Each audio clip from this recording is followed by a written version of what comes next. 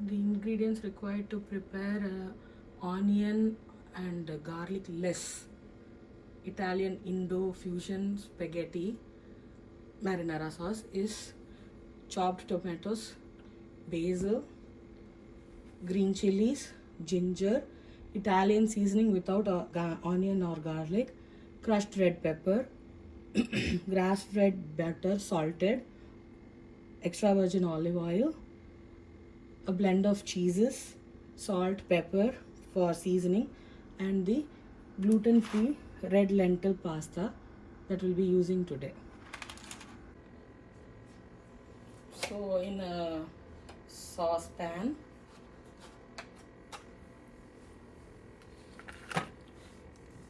add some olive oil generously.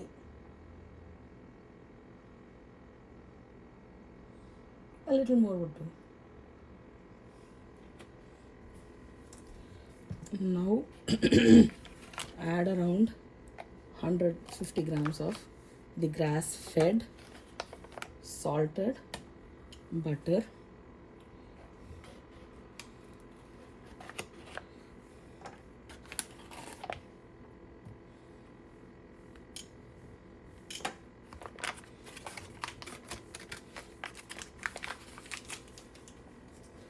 here in a saucepan I have taken around 600 to 700 ml of water.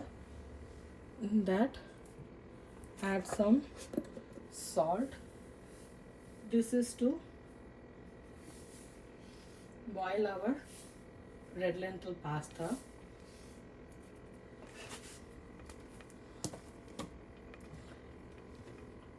You can also add a dash of olive oil to the pasta water.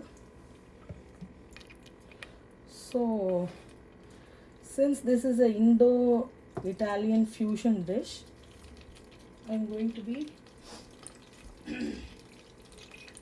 adding some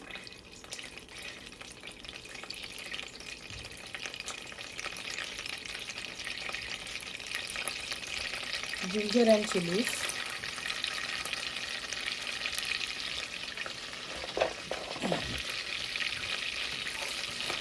Slightly saute the ginger and chili in the olive oil butter mix.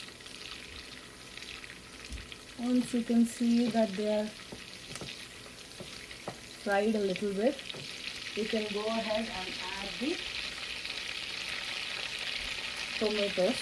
Make sure you have some ripe tomatoes that are meant for pasta or rather sauce making.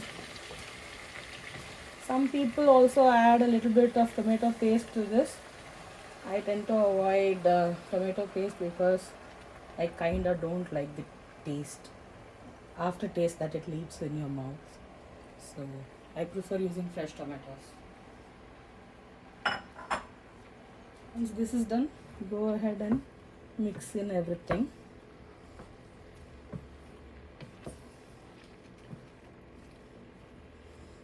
Now we'll wait for the tomatoes to cook and wilt a little before we proceed to the next step. By the time this is wilted and cooked halfway through, the pasta water will also start boiling.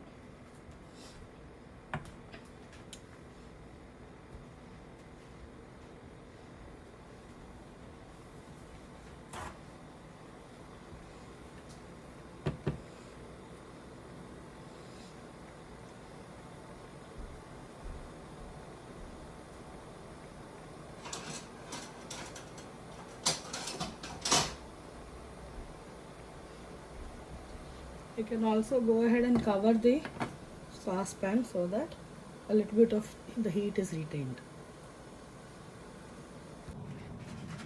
So as you can see now, the pasta water has started to boil. So once it comes to a rolling boil, what we can do is go ahead and add the pasta. You can use any type of pasta. Here I am using red lentil spaghetti pasta. So as you can see, as a general rule of thumb, this will serve as one portion, or rather one person. So go ahead and add that. And since I'm making it for 2 people today, I'll go ahead and add for another person, or rather another portion. What you can do is go ahead and leave it like this, and once it cooks, it will go inside on its own.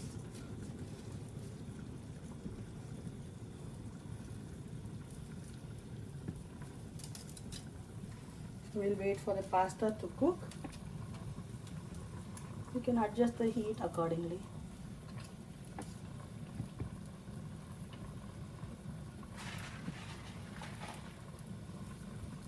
While the pasta boils, as I told you,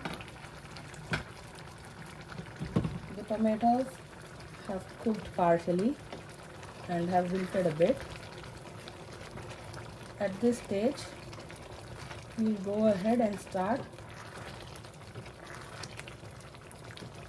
adding flavor to the pasta by adding the seasonings. First and foremost, we'll add salt to taste. So I go by a general rule of thumb. I don't measure my ingredients. So you can add salt according to taste, followed by some pepper, which is the general seasoning. You can also add some crushed peppers. Here I have added about 2 tablespoons, and some Italian seasoning that does not contain any onion powder or garlic powder. So we'll let the seasonings combine with the sauce and start to build a nice robust flavor in the pasta sauce. As you can see, the tomatoes have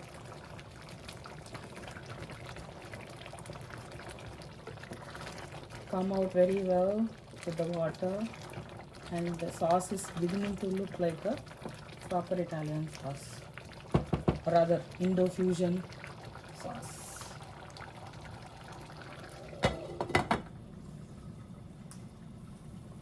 You can go ahead and give the pasta a little push to get into the water. The pasta will take around 4 to 5 minutes to cook.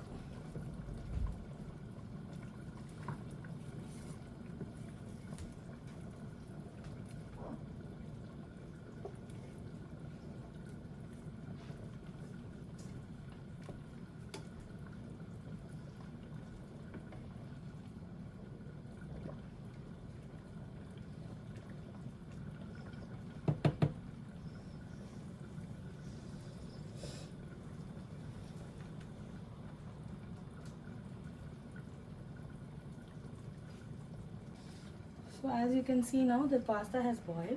Check if it is done properly. So al dente is, it is done. So once that is done, you can turn off the heat. Reserve a little bit of the pasta water.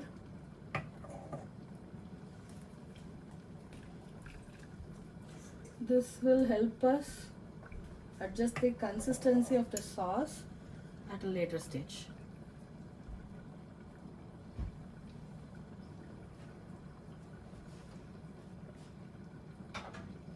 Now go ahead and strain the pasta using a colander or a sieve.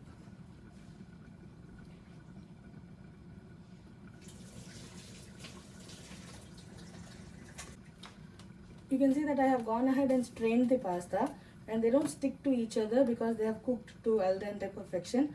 And since we added some olive oil, they are in separate strands and are not sticking to each other.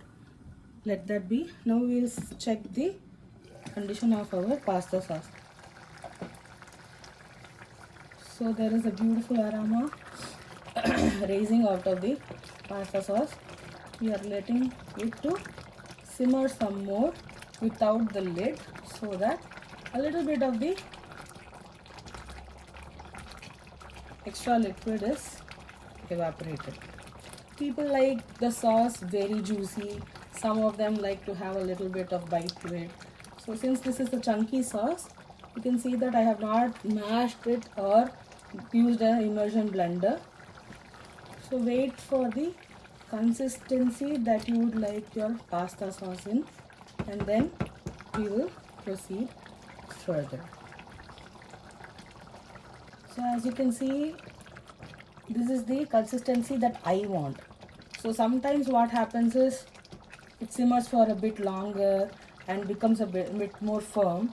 At that point, what you can do is you can add your pasta water. But at this stage, now that the tomato is cooked and the flavors are built, we don't actually need the pasta water for now. So we are going to go ahead and add the pasta to the sauce and let it all mix with each other. You can see as soon as we have added the pasta, a little bit of the water will be absorbed by the pasta. So we'll wait and see if we need the pasta water actually, or we can go ahead and keep it aside for a later stage, or we can just get rid of it. So as you can see here, our beautiful pasta is ready. So before we serve this, we are going to add some cheese. Here I am using the Mexican 4 cheese blend.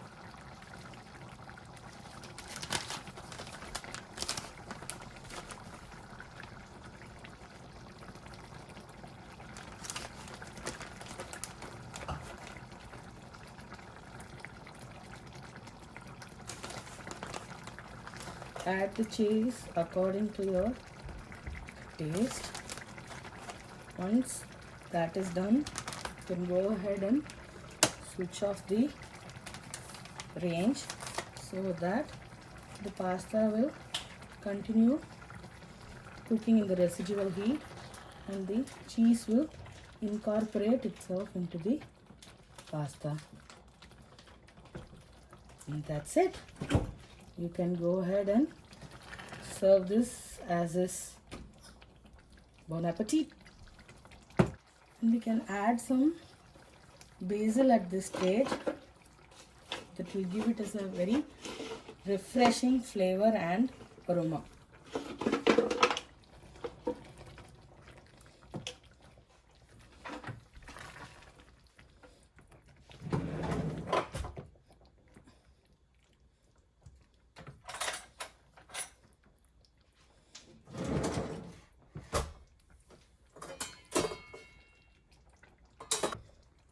So now that the pasta is ready, let us go ahead and serve a little bit of it.